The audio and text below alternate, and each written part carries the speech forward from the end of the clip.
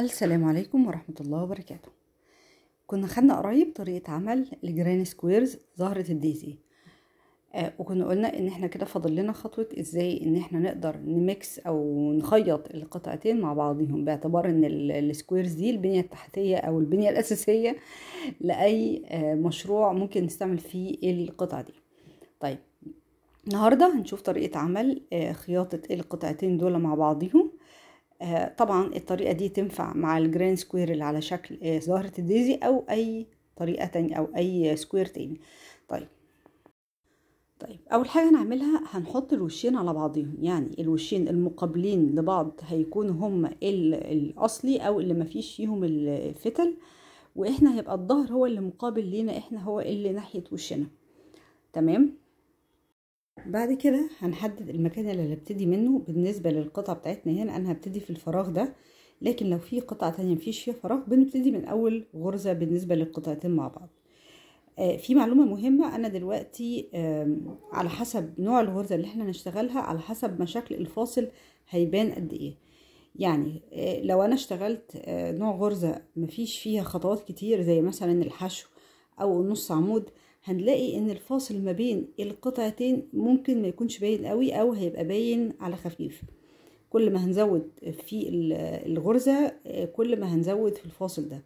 انا بالنسبة لي عايزة الفاصل يبقى باين بسيط، فاخترت ان انا هعمل غرزة العمود بلفة.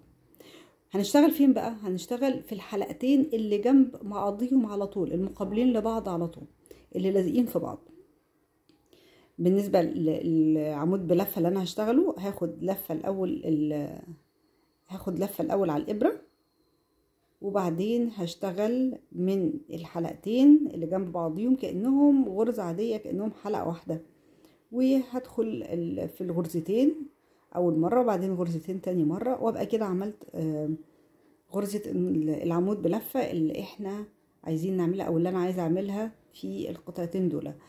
طبعا انا هنا عاملة بالخيط الاخضر، انتوا لو مش عايزين ده يبان بتعملوه بنفس اللون اللي معمول بيه السكوير، لو هو لون واحد، او لو هتاخدوا لون من اللونين اللي احنا عاملينهم، الاصفر او الاورنج. بس انا بالنسبة لي عايزة في الشغل بتاعي او المشروع بتاعي ان انا هعمل بالخيط الاخضر. ونكمل الصف بتاعنا عادي، كل غرزتين مقابلين لبعضيهم بنشتغلهم من اللفتين اللي لازقين في بعضيهم بالمنظر ده. طيب في حاجة عايزة اقولها، دي طريقة الخياطة باستخدام ابرة الكروشيه، لكن ممكن ان احنا بنخيطهم بالابرة الخياطة العادية، مش بنشتغلهم كأنهم غرز.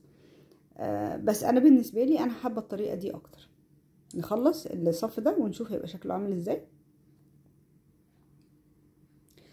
طيب انا كده في اخر غرزة بعملها هتبقى برضو النهاية في الفراغ اللي في الكورنر، زي ما البداية كان في الفراغ اللي في الكورنر. هنعمل الغرزة بتاعتنا عادي جدا، وبعد كده نقطع الخيط. بعد ما نعمل الغرزة الاخرانية اللي احنا بنقفل بيها الخيط، هنقطع الخيط وبس كده، يبقى احنا ربطنا القطعتين دول ببعض.